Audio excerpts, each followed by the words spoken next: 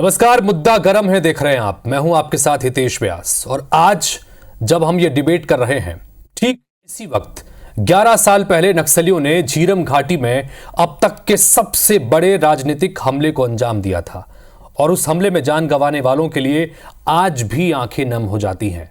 लेकिन पीड़ित परिवारों को आज तक इंसाफ नहीं मिल पाया है तो केवल सियासी आरोप प्रत्यारोप में लिपटा बयानबाजियों का शोर। झीरम नक्सली हमले में मिले जख्म अब भी गहरे हैं और न्याय कोसों दूर, क्योंकि सियासत ने जैसे न्याय पर पहरा लगा दिया है। और इसी पर आज हम चर्चा करेंगे। लेकिन उससे पहले ये रिपोर्ट देखिए कि अब 11 साल बीत जाने के बाद भी इस मसले पर किस तरह की बयानबाजी हो रही है, किस तरह से वार पलटवार के जरिए एक दूसरे की सरकारों को नीचा दिखाने की कोशिशें भर हो रही हैं। लेकिन किसी का भी ध्यान उस असल न्याय की तरफ नहीं है जिसका इंतजार 11 साल से पीड़ित कर रहे हैं। सुनिए जरा।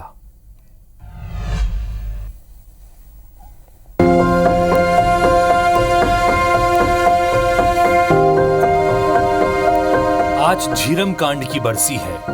2013 में आज ही के दिन नक्सलियों ने कांग्रेस की परिवर्तन यात्रा के काफिले पर खौफनाक हमला किया, जिसमें कांग्रेस के दिग्गज नेताओं समेत कई लोग शहीद हो गए। इस भीषण हमले को 11 बरस बीत गए, लेकिन अब भी पीड़ितों को न्याय का इंतजार है। लेकिन मामले पर सियासी बयानबाजी भी लगातार जारी है। कांग्रेस ने एक बार फिर बीजेपी पर निशाना साधा है। पीसीसी चीफ दीपक बैज ने एक प्रेस कॉन्फ्रेंस में कहा कि बीजेपी किसी डरावने सच के बाहर आने से डरती है, इसलिए जांच में अड़ंगा अटकाती है। आज तक झीरम की सच सामने नहीं आ पाया। जैसे ही झीरम घाटी कांड की जांच की बात आती है, पता नहीं क्यों भाजपा के बड़े बड़े नेता घबराने लगते। भाजपा डरती है झीरम का जज सामने आ जाएगा तो वह बेनकाब हो जाएगी। इधर भाजपा ने कांग्रेस के आरोपों पर पलटवार किया है। भाजपा का कहना है कि कांग्रेस ने झीरम के नाम पर सिर्फ सियासत की है और 5 साल तक सत्ता रहने के बाद भी मामले की जांच नहीं कराई। उन्होंने झीरम के शहीदों के परिवारों के चोट पर, उनके घाव पर नमक छिड़कने का काम किया। उन्होंने प्रशांत मिश्रा जी, जो आज सुप्रीम कोर्ट के जस्टिस हैं, हाई कोर्ट के जस्टिस, सम्माननीय जस्टिस रहे हैं, उनकी रिपोर्ट को जनता के सामने नहीं लाया। इधर झीरम की बरसी के ठीक एक दिन पहले बीजेपी कांग्रेस में जांच, एक्शन और सियासी मंशा पर बहस का नया मोर्चा खुल गया। पूर्व सीएम भूपेश बघेल ने आरोप लगाया कि बीजेपी ने झीरम कांड की जांच पूरी नहीं होने दी। वहीं डिप्टी सीएम विजय शर्मा ने कहा कि कांग्रेसी कहते थे सबूत उनके जेब में है, उनसे आग्रह है कि वो सबूत दे दें। हमने बार बार कहा कि आप जांच नहीं कर पा रहे हैं, फाइनल रिपोर्ट आपने सबमिट कर दी, हमें जांच सौंप दें राज्य सरकार को। उन्होंने सौंपा नहीं। मैंने एनआईए को भी पत्र लिखा था, होम मिनिस्ट्री को भी लिखा था, होम सेक्रेटरी लेवल के हुई, और आखिर उन्होंने कहा चिट्ठी मत लिखिए, हम लोग आपको दे नहीं पाएंगे। इसका मतलब ये है कि उसमें षड्यंत्र हुआ था जिसे आप छुपाने की कोशिश कर रहे हैं। झीरम घाटी के विषय को लेकर के जिस तरीके से विगत सरकार ने राजनीति की है, कहा कि जेब में रखा हुआ हमारा ये है, हम सबूत है, हम घूम रहे हैं, सबूत दिखाया नहीं किसी को। 5 साल बीत गए पूरे। सियासी आरोप प्रत्यारोप के बीच बस्तर की झीरम घाटी में हुए नक्सली हमले के साल दर साल गुजरते जा रहे हैं, लेकिन इस राजनीतिक संहार का सच अब भी धुंध में लिपटा नजर आता है। आयोग पर आयोग और जांच पे जांच, लेकिन पीड़ित परिवारों को अब भी इंसाफ का इंतजार है। Bureau report, IBC 24।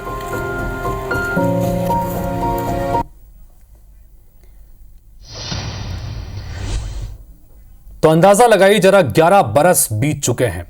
सबसे बड़ा राजनीतिक हमला इसे कहा गया और कांग्रेस पार्टी की दिग्गज नेताओं समेत 32 लोग इस हमले में शहीद हो गए थे।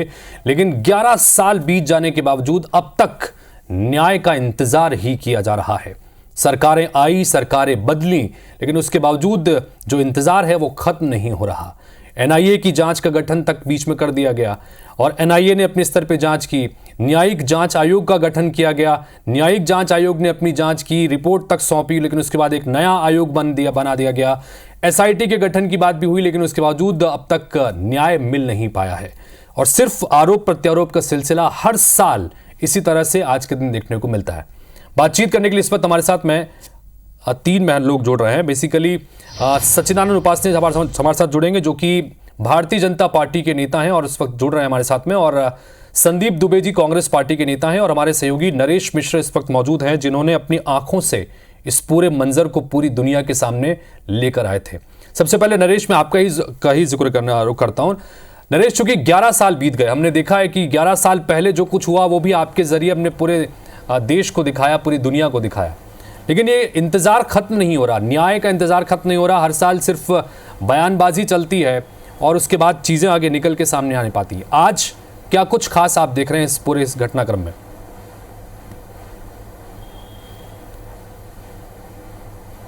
देखिए, 11 साल से ये बिल्कुल सही बात है कि उन परिवारों के लिए ये एक बहुत बड़ी विफलता है कि अब तक इतने बड़े नेता, इतने दिग्गज लोगों की बातचीत, बयानबाजियों के बीच उनके हिस्से का न्याय उन तक नहीं मिला है। और इसमें सिर्फ नेता ही नहीं, वो परिवार के लोग, चाहे पुलिसकर्मी हो, चाहे जो स्थानीय लोग भी इस दुर्घटना के दौरान मारे गए थे, उन सभी के लिए ये बात लागू होती है।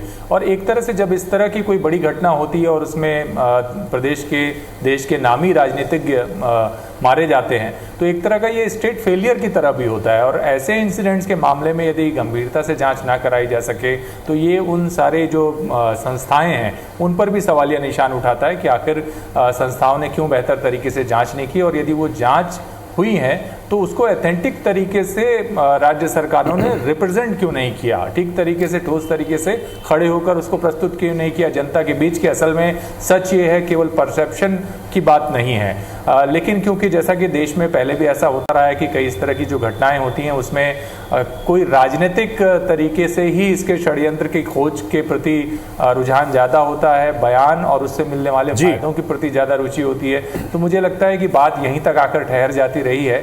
जो दावे जोड़े जाते रहे हितेश, वो यही जोड़े जाते रहे कि सबके पास सबूत है, लेकिन कोई तथ्यात्मक बात अब तक इस मामले में सामने नहीं आई है, और ये निराशाजनक है। बिल्कुल, तथ्यात्मक सबूत की बात सामने आती है, और लेकिन कभी वो सबूत सामने आते नहीं है। सबूत हमारे जेब में रखे हैं, हम जब चाहें तब इस पर कर सकते हैं, लेकिन वो सबूत कभी सामने आए नहीं। उपासने साहब, कांग्रेस पार्टी सीधे सीधे आरोप लगा रही है कि भारतीय जनता पार्टी ने हमेशा इस मामले की जांच में अड़ंगा लगाया है। भारतीय जनता पार्टी को डर है कि कोई डरावना सच सामने ना आ जाए, इसलिए जांच में अड़ंगा लगाते हैं। उपासने जी, आपकी प्रतिक्रिया?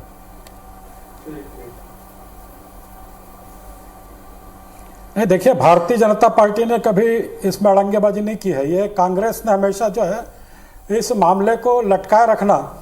मैं तो आज उनको श्रद्धांजलि भी अर्पित करता हूं, आज उनकी बरसी है जिन शहीदों को, और साथ में परमपिता परमेश्वर से भी प्रार्थना करता हूं कि उनको सद्वृत्ति शांति मिले। इसके लिए जो इस प्रदेश के मुख्यमंत्री थे भूपेश बघेल जी, उनके पास जो पुख्ता सबूत उनके जेब में है, वो आज भी घोषित कर दें तो आज भी इसका निर्णय हो सकता है। जब वो बार बार घूम घूम कर कहते रहते हैं कि मेरे जेब में वो सबूत है जिससे सारे तथ्य खुल जाएंगे, दूध का दूध, पानी का पानी हो जाएगा, तो वो सबूत को क्यों छुपा कर रखे हैं, क्यों जेब में रखे हैं?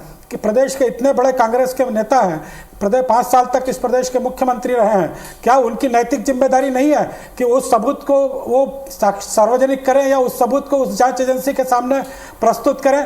केवल वो जांच एजेंसी भारतीय जनता पार्टी की सरकार ने गठित की है, इसलिए हम उसके सामने नहीं जाएंगे, उसके सामने सबूत नहीं देंगे। ये कहा का राजनीति करने का विषय नहीं है। ये एक प्रदेश के दिवंगत नेता, प्रदेश के बड़े दिग्गज नेताओं के एक साथ झीरम घाटी में हत्या होती है, उस पर कोई राजनीति की जाती है। यह कांग्रेस की अंदरूनी लड़ाई, जिस प्रकार से चाहे वो जोगी जी के समय से या भूपेश बघेल जी के समय से या अन्य कांग्रेस की गुटबाजी के समय से जो इस झीरम कांड को लेकर गुटबाजी चलती रही, उसी का परिणाम है कि कवासी लखमा जब अस्पताल में भर्ती थे तो चरणदास महंत तो वहां पर अध्यक्ष के नाते गए और मीडिया से मिलने से उन्होंने इनकार कर बोल दिया कि मीडिया से बात नहीं करना। आखिर ये क्यों कहा गया, क्यों उनको धमकाया चमकाया गया? ठीक है, संदीप दुबे जी, आप जब ये कहते हैं कि भारतीय जनता पार्टी इस मामले में जांच में अड़ंगा लगाती रही है, तो भारतीय जनता पार्टी पलट के यही हमेशा सवाल पूछती है कि जब आपके नेता ये कहते थे कि सबूत हमारे जेब में रखे हैं, जब कहेंगे सामने रख देंगे, 5 साल सत्ता में रहे लेकिन जेब से वो सबूत बाहर आ नहीं पाए। संदीप दुबे साहब, क्यों ऐसा? कांग्रेस पार्टी एक तरफ आरोप लगाती है, दूसरी तरफ जांच आप लोगों ने भी एक कदम आगे नहीं बढ़ाई। मैं हमारे कांग्रेस के शीर्ष नेताओं को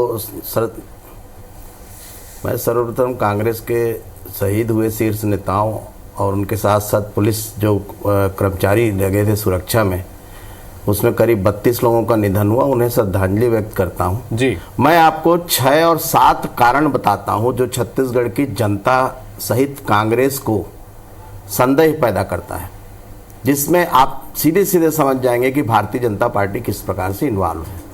पहला, जो लोग घटना में उसमें बच गए हैं उनको आज आप चार्जशीट देख लीजिए, जो चार्जशीट पेश हुआ है एनआईए कोर्ट में जिसमें गवाही चल रही, उनको गवाह नहीं बनाया गया।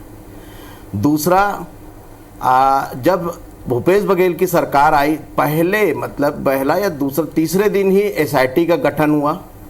एसआईटी के गठन होते ही होम सेक्रेटरी ने राज्य सरकार के कहने से पत्र लिखा एनआईए को कि डायरी आप हमें दे दीजिए। पहले वो बोलते रहे कि नहीं डायरी हम नहीं दे पाएंगे, फिर हमने सीबीआई को लेटर लिखा तो सीबीआई ने कहा वो एनआईए देगी। इस प्रकार से इन लोगों ने डायरी नहीं दिया, इन संस्थाओं ने। एसआईटी के गठन को भारतीय जनता पार्टी के नेता ने माननीय उच्च न्यायालय में चैलेंज किया, जहां से स्थगन प्राप्त कर लिए।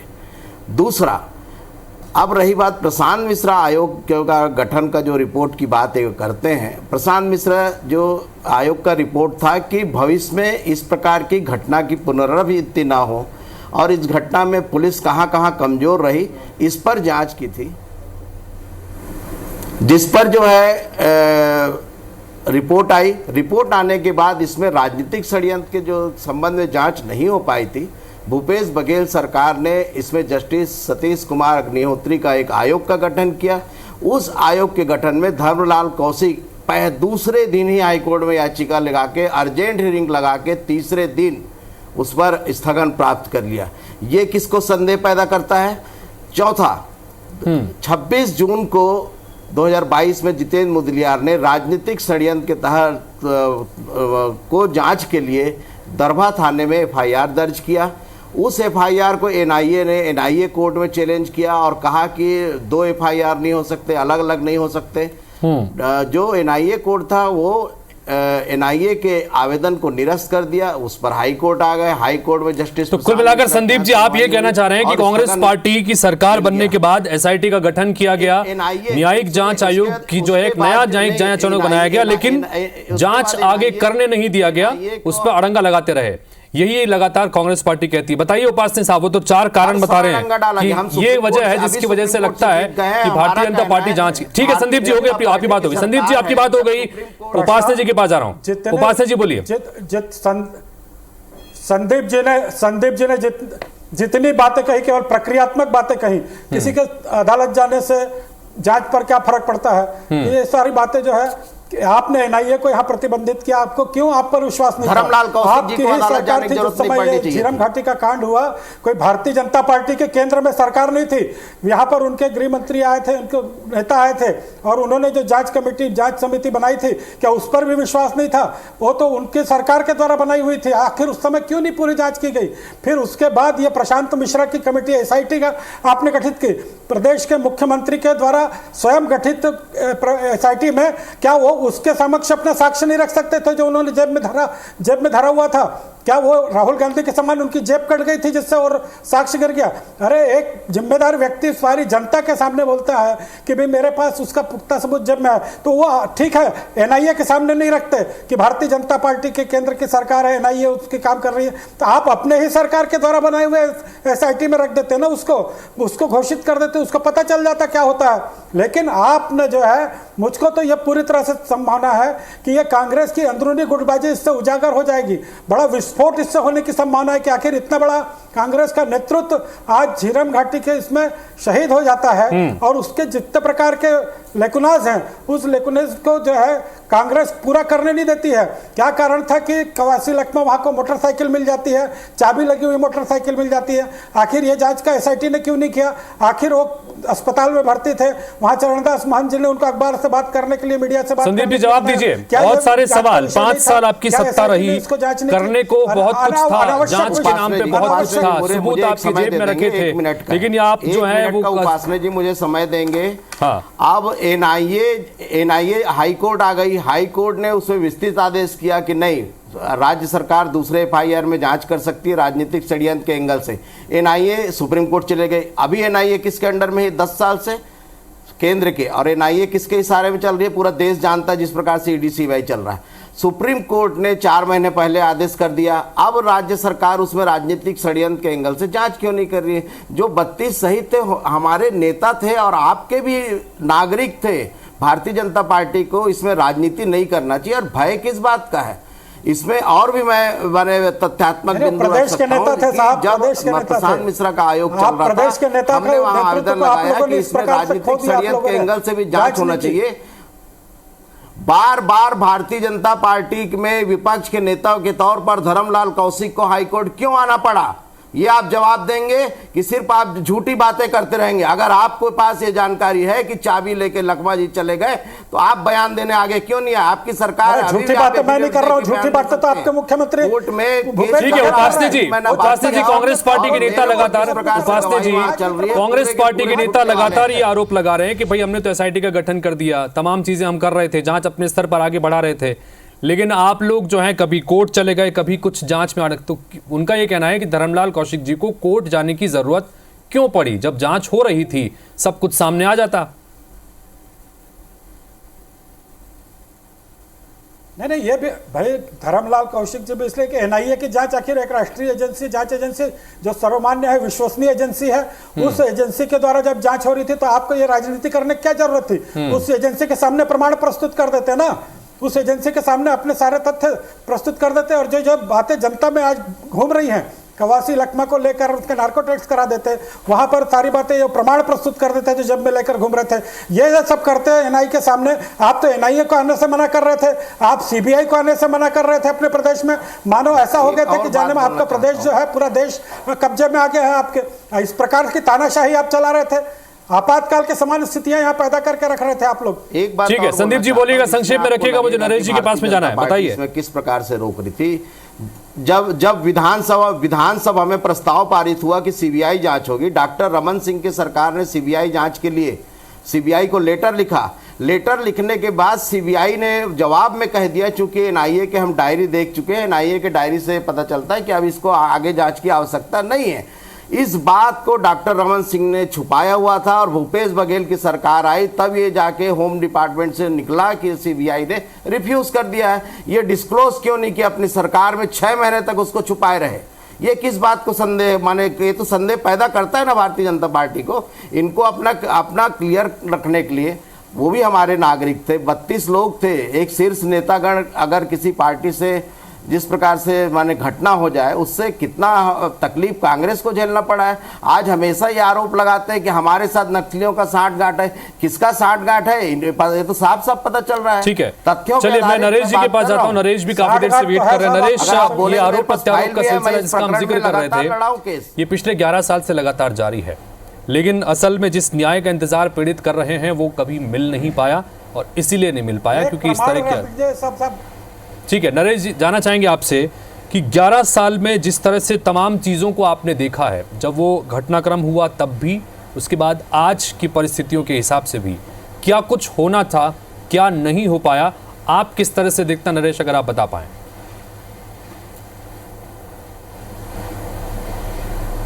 देखिए, मुझे तो ऐसा लगता है कि इस मामले में जिस गंभीर, क्योंकि बाकी अगर राजनीतिक हत्याकांड या इस तरह के घटनाक्रम देखते हैं, उसके मुकाबले इस मामले में अंतर ये था कि जो टॉप लीडरशिप थी नक्सलियों की, उन्होंने इसकी जिम्मेदारी दी। यानी कांड को करने वाले लोग, इस हत्या को अंजाम देने वाले लोग, इसकी प्लानिंग करने वाले लोग स्पष्ट थे कि जिन्होंने इसे किया है। लेकिन जो इन्वेस्टिगेशन एजेंसीज की तरफ से बार बार जो तथ्यों को सही तरीके से बाहर नहीं रखा गया, उनसे जो इंटरोगेशन था, उससे जुड़ी इंफॉर्मेशन ठीक तरीके से बाहर नहीं आई, तो उससे ये स्पष्ट नहीं हो पाया कि इसके पीछे की वजह क्या थी। क्योंकि ये सवाल बड़े स्वाभाविक थे कि आखिर एक साथ राजनीतिक दलों के कार्यकर्ताओं को, वो भी एक चुनाव प्रचार के लिए निहत्ते जाने वाले लोगों के ऊपर माओवादी इस तरह का हमला या एम्बुश क्यों किया उन्होंने ऐसा, तो ये अपने आप में अनोखा था। तो इस वजह से कई गंभीर सवाल उठे। दूसरा, जिस तरह से नंद कुमार पटेल उनके बेटे को बंधक बनाने के बाद मारा गया, जैसा कि आमतौर पर नहीं होता, ये भी अपने आप में अनोखा था। तो और ये सारी बातें अपने आप में कई तरह के सवाल पैदा कर रही थी। वहाँ जिस तरह से माओवादियों ने बंधक कांग्रेसियों से पूछताछ की, इससे भी सवाल उठना लाजमी था।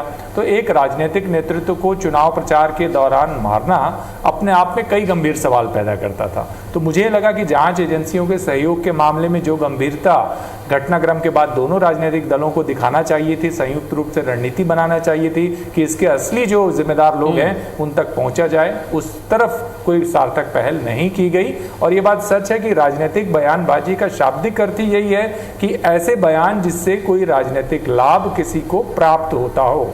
तो ये ही कोशिशों के बीच में असल सल छुप गया, घटनाक्रम हो गया। परिवारों को जो तकलीफ भोगनी थी वो भोग रहे हैं निरंतर। लेकिन आपकी जो सियासत है, अगर आप उस पर ये ध्यान दें कि आपके पास क्या वाकई तथ्य हैं कि आप उस रस तक पहुंचने की कोशिश कर रहे हैं। बहुत से माओवादी लीडर जाकर के तेलंगाना में सरेंडर कर दिया, तो आपने कोशिश की कि सच उनसे जानने की, तो ये प्रयास मुझे लगता है कम है। आप तथ्यों, जांच के प्रयासों, प्रक्रियाओं, नए आयोग के गठन, इन सारी चीजों को कर दें। लेकिन जब तक आपका व्यक्तिगत आग्रह उसके प्रति दिखाई नहीं देता तो मुझे नहीं लगता कि आपका सही बात नरेश, ये बहुत महत्वपूर्ण बात आपने कही कि जमीन पर जिस तरह की ईमानदार कोशिश होनी चाहिए थी वो कोशिश नजर नहीं आई। इसलिए आज हमको बैठकर 11-11 साल बाद भी बैठकर इस विषय पर डिबेट यहां पर करनी पड़ रही है। संदीप दुबे साहब, एक महत्वपूर्ण सवाल जो नरेश की बात से निकल के सामने आया वो ये कि चलिए जस्टिस प्रशांत मिश्रा की जो रिपोर्ट थी वो रिपोर्ट उन्होंने राज्यपाल को सौंपी। उस रिपोर्ट के सामने उसको सार्वजनिक करने के बजाय एक और जांच आयोग का गठन कर दिया गया। एनआईए का जब जांच के लिए जिम्मेदारी दी गई थी तब उस वक्त केंद्र में यूपीए की आपकी सरकार थी। एनआईए ने जांच की और आपको लगता है कि नहीं एनआईए ने सही तरह से जांच नहीं की, फिर आपने एसआईटी का गठन कर दिया, वो जांच हो नहीं पाई। तो जो जस्टिस प्रशांत मिश्रा की रिपोर्ट थी, क्या एक बार आपको नहीं लगता कि सार्वजनिक होनी चाहिए थी, चीजें निकल के सामने आनी चाहिए थी? कोई भी रिपोर्ट सार्वजनिक होना चाहिए, क्योंकि सार्वजनिक होने के लिए ही जो अनुशंसा आयोग करती है, आयोग का अपना अधिकार है।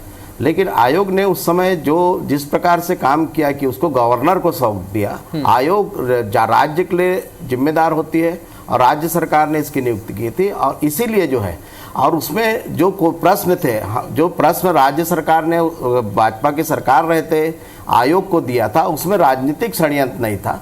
इस बीच में हमने आयोग से आग्रह किया तो आयोग उस समय रिजेक्ट कर दिया था। उस पर हम हाईकोर्ट गए थे, हम हाईकोर्ट से उसी जज के यहाँ गए थे और उस जज ने इनकार कर दिया था सुनने में। इसको बार बार कांग्रेस सरकार भारतीय जनता पार्टी से मांग करती रही कि राजनीतिक षड्यंत्र के एंगल से जांच होना चाहिए, जो नहीं हुआ। हम हमेशा वादा किए कि हमारी सरकार आएगी तो हम करेंगे। हमने उसमें एसआईटी का गठन किया, एसआईटी के गठन को इन्होंने स्टे करा लिया और उसके बाद उपाध्याय साहब यही सवाल आपसे भी किया तो भाई कांग्रेस पार्टी को लगता है कि इस मामले में एसआईटी जो है वो बेहतर तरीके से जांच कर पाएगी, या उनकी तरफ से जो एक और नया जांच आयोग बनाया गया है वो बेहतर तरीके से जांच कर पाएगा? भारतीय जनता पार्टी जब कहती है कि सब कुछ सामने आना चाहिए तो क्या दिक्कत है, हो जाए जांच, एक एजेंसी दो एजेंसी सबसे हो जाए, क्यों अड़ंगा लगाया जा रहा है बात? क्योंकि जांच तो, क्योंकि ये तो कभी अंतहीन सिलसिला है ना।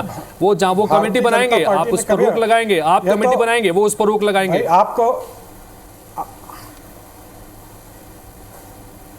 आपको एनआईए पर विश्वास नहीं था, आपने जो है एसआईटी गठित की। प्रशांत मिश्रा की जो न्यायिक जांच समिति थी, न्यायिक जांच भी चली, उसमें भी आपके गवाह समय पर उपस्थित नहीं, लंबे समय तक। आखिर गवाह तो आपके थे जो घटनास्थल पर थे, आपकी यात्रा में थे। वो गवाह क्यों समय पर नहीं आए? क्यों उस पर जल्दी जल्दी न्यायिक जांच आयोग का जो है उसमें अपने साक्ष्य देकर उसको क्यों जल्दी नहीं किया गया? आखिर सारी बातें तो कांग्रेस पार्टी से जुड़ी हुई थी, उनको करना चाहिए थी।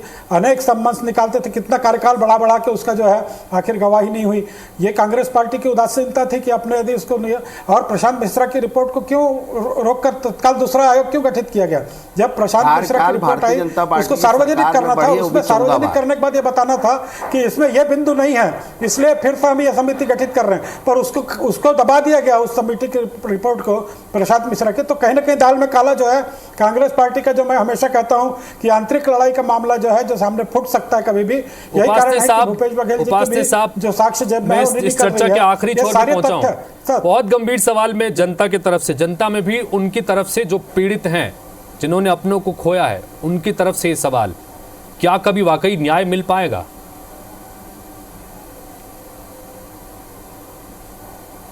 नहीं, न्याय मिलना ही चाहिए।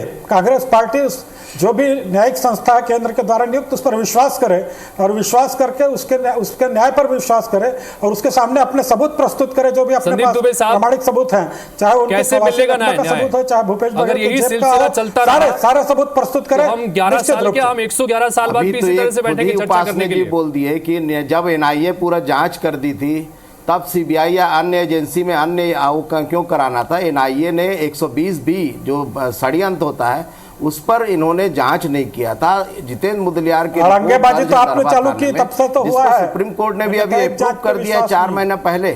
4 महीने 6 महीने से भाजपा सरकार चुप क्यों है? आज प्रशांत मिश्रा आयोग का रिपोर्ट, चलिए समय मेरा खत्म हो गया और वही आरोप प्रत्यारोप का अंतहीन सिलसिला जो हम पिछले 11 साल से लगातार देख रहे हैं, कमोबेश वही सब कुछ आज इस चर्चा के दौरान भी यहाँ पर लगा। एक दूसरे पर सिर्फ आरोप प्रत्यारोप लग रहा है और पीड़ित जो है वो आज भी इंतजार कर रहे हैं कि न्याय मिलेगा, इस उम्मीद में है कि न्याय मिलेगा। हम भी इस तरह की उम्मीद करते हैं कि वाकई किसी दिन न्याय मिलेगा। आप तीनों का बहुत बहुत शुक्रिया शामिल होने की चर्चा में। नमस्कार।